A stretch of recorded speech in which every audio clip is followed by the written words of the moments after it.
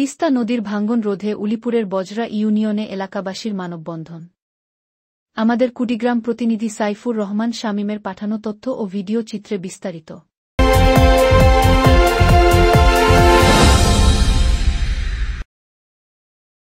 কুড়িগ্রামের উলিপুর উপজেলার বজরা ইউনিয়নের সাদুয়া দামার হাট বগলা কুড়ার এলাকাবাসী বৃহস্পতিবার তিস্তা নদীর পাড়ে মানববন্ধন করেন। গত কয়েকদিনের তিস্তা নদীর পানি বারাকমার সাথে সাথে দেখা দিয়েছে তীব্র ভাঙ্গন। এ বছর ভাঙ্গনে শত শত ঘরবাড়ি, ফসিল জমি ও গাছপালা নদী গর্ভে বিলীন হয়ে গেছে।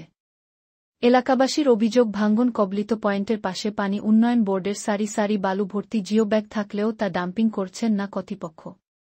মানববন্ধনে উলিপুরের বিশিষ্ট ব্যবসায়ী ও সমাজসেবক আব্দুস সোবহান ব্যাপারী পানি উন্নয়ন বোর্ডকে ভাঙ্গন রোধে দ্রুত পদক্ষেপ নেওয়ার দাবি জানান।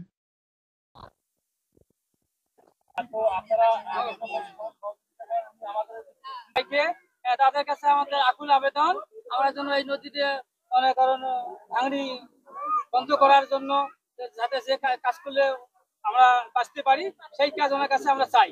দেখে তাৎক্ষণিক আমি ওখানে কিছু নিজেই ওখানে জিও ব্যাগ করে নিজে জিও ব্যাগ লাগে কিছু জিও ব্যাগ এখানে ফেলাই দিছিলাম। এখন এখানকার যে দাবিটা সেটা হচ্ছে এই যে নদী ভাঙন যে হচ্ছে কারেন্টলি আজকে এবং কালকের মধ্যে এটা প্রতিরোধ করার ব্যবস্থা করা খুব দরকার। কারণ